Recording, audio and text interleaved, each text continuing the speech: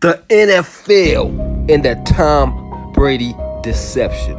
The NFL has gone out of its way to create their own Michael Jordan, create their modern day Joe Montana. Because what the NBA made a mistake with was pushing Michael Jordan up too much.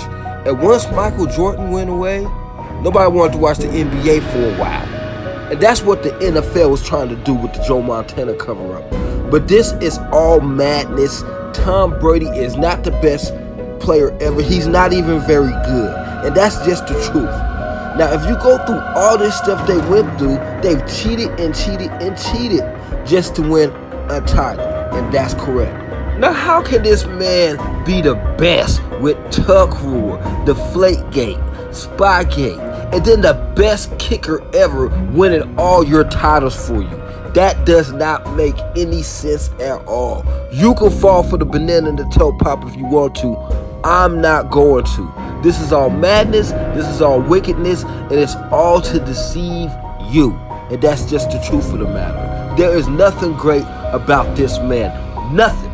Then you got people like Skip Bayless, the most delusional man in sports, and coon-ass Deion Sanders saying people fear to go against Tom Brady.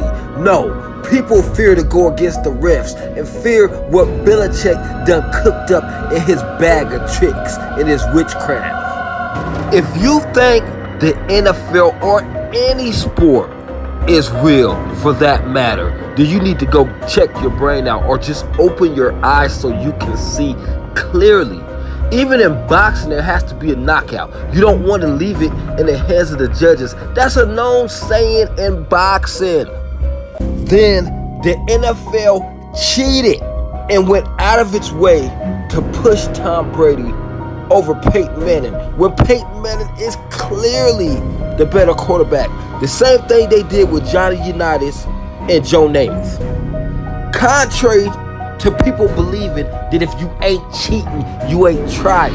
If you're cheating, it's because you're not good enough and you ain't got no morals to take a loss fair and square. Point blank. The Patriots used some questionable, if legal, formation in their win over the Ravens in AFC divisional playoffs. That will no longer be allowed by the NFL. Owners approved the proposal to ban the tactics at their annual meeting on Wednesday, and the Ravens could not be more thrilled. And they actually trolled them on Twitter about it because they cheated the Ravens. They call that eligible receiver gate. Now let's go back to around 2009, if I'm not mistaken, when they cheated Brett Favre, when these guys was hitting him from the time he got out of his car. They was hitting him when he was going home. They hit him early and they hit him very, very late. And everybody watching could see that, but the refs couldn't. And then they suspend and fine those players a half year later. That was to get in the Super Bowl.